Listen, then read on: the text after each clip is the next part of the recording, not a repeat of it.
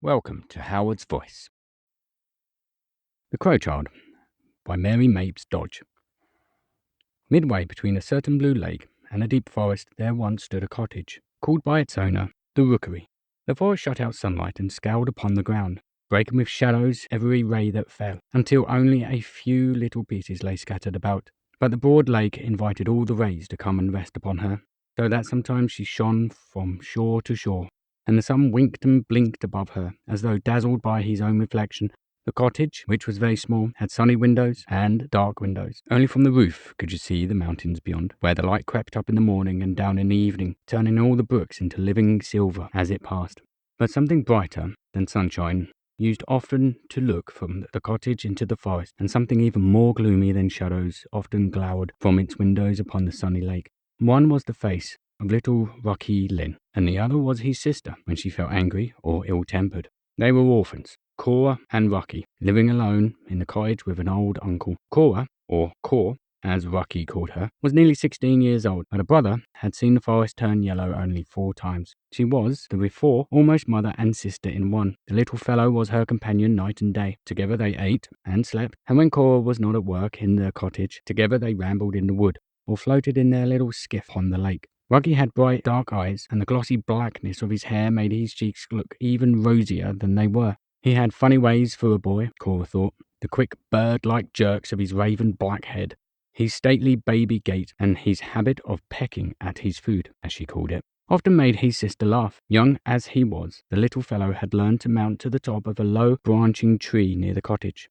though he could not always get down alone. Sometimes, when, perched in the thick foliage, he would scream, "Caw, caw, come, help me down." His sister would answer, as she ran out laughing, "Yes, little crow, I'm coming." Perhaps it was because he reminded her of a crow that Cora called him her little bird. This was when she was good-natured and willing to let him see how much she loved him. But in her cloudy moments, as the uncle called them, Cora was another girl. Everything seemed ugly to her, or out of tune. Even Rocky was on her trial, and instead of giving him a kind word, she would scold and grumble until he would steal from the cottage door and, jumping lightly from the doorstep, seek the shelter of his tree. Once safely perched among its branches, he knew she would finish her work, forget her ill temper, and be quite ready when he cried, "Caw, caw," come from the cottage with a cheery, "Yes, little crow, I'm coming, I'm coming." No one could help loving Rocky with his quick, affectionate ways, and it seemed that Rocky in turn could not help loving every person and thing around him. He loved his silent old uncle, the bright lake, the cool forest, and even his little china cup with red berries painted upon it.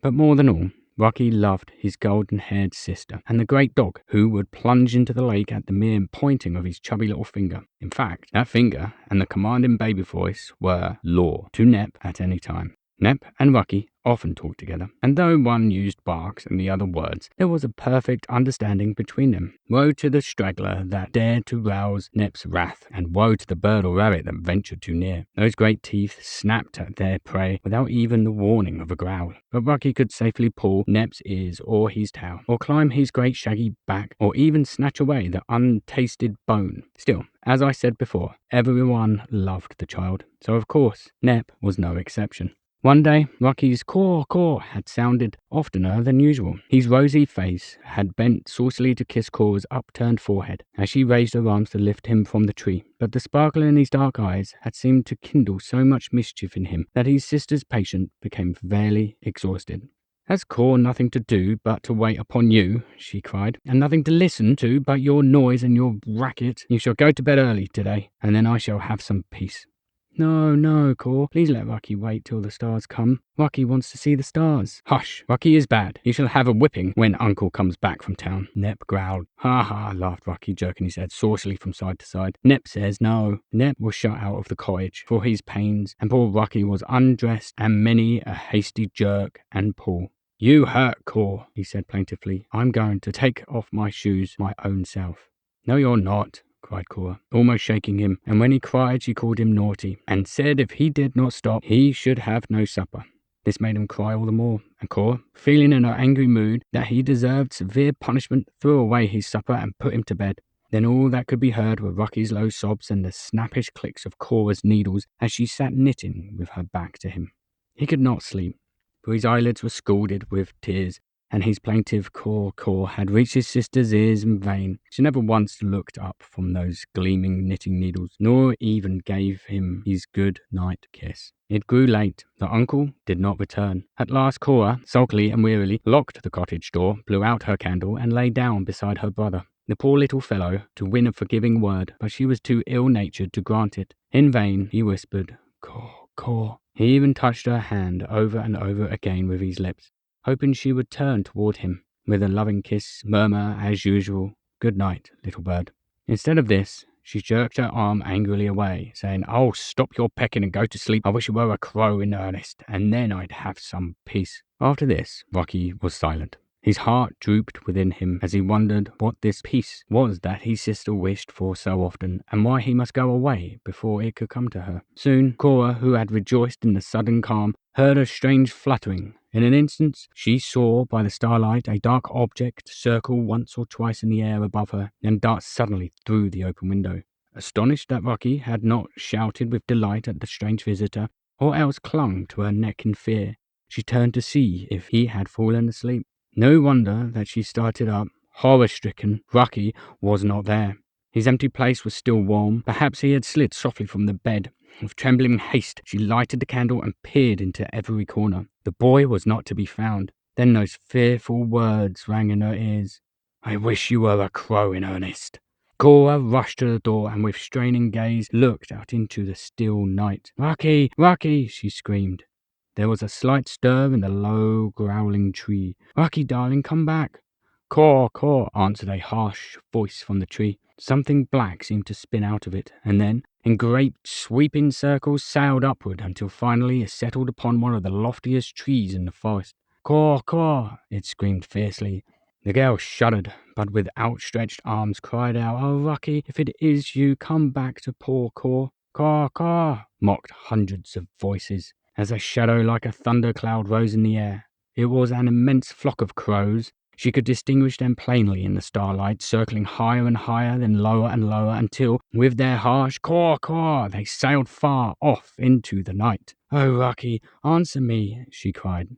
Nep growled. The forest trees whispered softly together, and the lake, twinkling with stars, sang a lullaby as it lifted its weary little waves upon the shore. There was no other sound. It seemed that daylight would never come.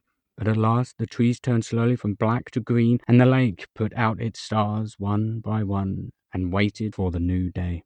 Cora, who had been wandering restlessly in every direction, now went weeping into the cottage. "Poor boy," she sobbed, "he had no supper." Then she scattered breadcrumbs near the doorway, hoping that Rocky would come for them. But only a few timid little songsters hovered about, and while Cora wept, picked up the food daintily, as though it burned their bills, when she reached forth her hand, though there were no crows among them, and called, "Rocky, Rocky."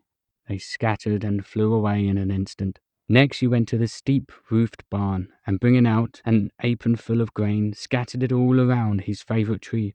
Before long, to her great joy, a flock of crows came by. They spied the grain, and soon were busily picking it up with their short, feathered bills. One even came near the mound where she sat. Unable to restrain herself no longer, she fell upon her knees with an imploring cry. "Oh, Rocky, is it you?" Instantly, the entire flock set up an angry caw, and surrounding the crow, who was hopping closer and closer to Cora, hurried him off until they all looked like mere specks against the summer sky. Every day, rain or shine, she scattered the grain, trembling with dread lest Nep should leap among the hungry crows and perhaps kill her little bird first. But Nep knew better. He never stirred when the noisy crowd settled around the cottage, excepting once, when one of them pounced upon his back, and then he started up, wagging his tail and barking with uproarious delight. The crow flew off in a flutter and did not venture near him again. Poor Cora felt that this could be no other than Rocky. Oh, if she only could have caught him then. Perhaps with kisses and prayers she might have won him back to Rocky's shape. But now the chance was lost. There was no one to help her, for the nearest neighbour dwelt miles away, and her uncle had not yet returned. And after a while she remembered the little cup, and filling it with grain, stood it upon a grassy mound. And when the crows came, they fought and struggled for its contents with many an angry cry. One of them made no effort to seize the grain. He was content to peck at the berries painted upon its sides as he hopped joyfully around it again and again. Nep lay quiet, only the tip of his tail twitched with an eager, wistful motion. But Cora sprang joy fully toward the bird. "It is Rocky!" she cried, striving to catch it. Alas, the cup lay shattered beneath her hand, as with a taunting caw, caw, the crow joined its fellows and flew away. Next, gunners came. They were looking for other birds, but they hated the crows. And Cora knew, and she trembled for Rocky. She heard the sharp crack of fowling pieces in the forest and shuddered whenever Nep, picking up his ears, darted with an angry howl in the direction of the sound. She knew, too, that her uncle had set traps for the crows, and it seemed to her that the whole world was against the poor birds, plotting their destruction. Time flew by. The leaves seemed to flash into bright colors and fall off almost in a day. Frost and snow came. Still the uncle had not returned, or, if he had, she did not know it. Her brain was bewildered. She knew not whether she ate or slept. Only the terrible firing reached her ears, or that living black cloud came and went with its ceaseless caw. At last, during a terrible night of wind and storm, Cora felt that she might go forth and seek her poor bird. "Perhaps he is freezing, dying," she cried, springing frantically from the bed and casting her long cloak over her nightdress. In a moment, she was trudging barefooted through the snow. It was so deep she could hardly walk, and the sleet was driving into her face. Still, she kept on, although her numbed feet seemed hardly to belong to her. All the way she was praying in her heart, promising never, never to be passionate again. If she only could find her bird, not Rocky the boy, but whatever he might be. She was willing to accept her punishment, and soon a faint cry reached her ear. With eager haste, she peered into every fold of the drifted snow. A black object caught her eye. It was a poor, storm-beaten crow, lying there, benumbed and stiff. For Rocky's sake, she folded it closely to her bosom and plodded back to the cottage. The fire cast a rosy light on its glossy wing as she entered, but the poor thing did not stir. Softly stroking and warming it, she wrapped the frozen bird in soft flannel and blew into its open mouth. So on, to her great relief, it revived, and even swallowed a few grains of wheat. Cold and weary, she cast herself upon the bed, still folding the bird to her heart. "It may be Rocky. 'Tis all I ask," she sobbed. "I dare not ask for more." Suddenly, she felt a peculiar stirring.